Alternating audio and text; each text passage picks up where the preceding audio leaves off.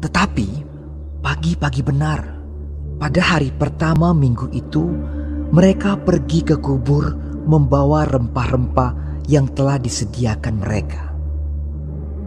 Mereka mendapati batu sudah terguling dari kubur itu, dan setelah masuk, mereka tidak menemukan mayat Tuhan Yesus. Sementara mereka berdiri termangu-mangu karena hal itu, tiba-tiba ada 2 orang berdiri dekat mereka, memakai pakaian yang berkilau-kilauan. Mereka sangat ketakutan dan menundukkan kepala. Tetapi kedua orang itu berkata kepada mereka, "Mengapa kamu mencari Dia yang hidup di antara orang mati?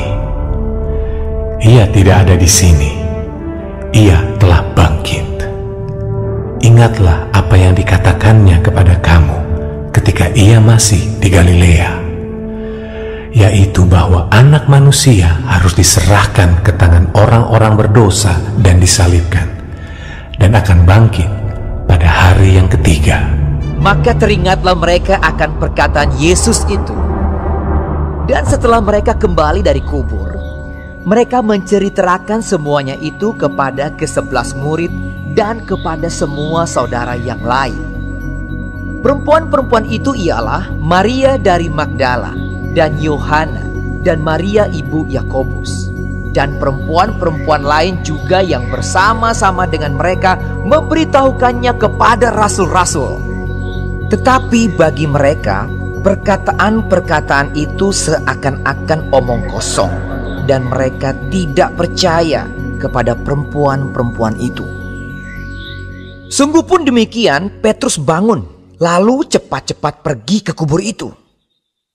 Ketika ia menjenguk ke dalam, ia melihat hanya kain kapan saja.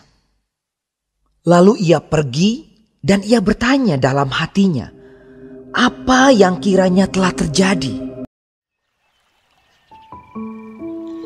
Dalam nama Bapa dan Putra dan Roh Kudus. Amin. Saudara-saudara yang terkasih dalam Kristus, pada hari ini Injil Lukas mengisahkan 3 orang perempuan yang mendapati makam kosong. Awalnya mereka berpikir jika jenazah Tuhan dicuri orang. Namun kemudian mereka tersadarkan bahwa Yesus memang sungguh bangkit. Hal ini semakin diperjelas dalam kisah-kisah penampakan dan perjumpaan dengan Yesus yang telah bangkit. Satu hal yang menarik adalah justru para perempuanlah yang untuk pertama kali mendapati kubur kosong dan melihat bahwa Yesus sungguh telah bangkit. Lalu, di manakah para rasul? Mereka sembunyi dan lari, bahkan sejak Yesus ditangkap dan diadili. Tak seorang pun dari ke-11 murid yang menampakkan diri. Tak seorang pun dari para murid yang berani pasang badan. Mereka bersembunyi dan mencari aman sendiri. Saudara-saudara yang terkasih, peristiwa Paskah mengenangkan Tuhan yang bangkit setelah ia dengan taat dan setia mempersembahkan nyawanya. Peristiwa Paskah juga menampilkan para perempuan yang dengan setia datang ke makam Tuhan untuk mengurapi jenazah Tuhan dengan rempah-rempah. Namun merekalah yang pertama kali melihat kosong.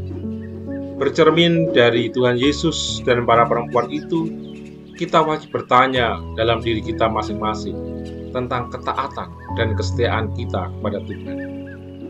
Apakah saya sungguh memegang teguh janji kesetiaan iman dan baptis? Ataukah saya masih seperti para murid yang kurang setia?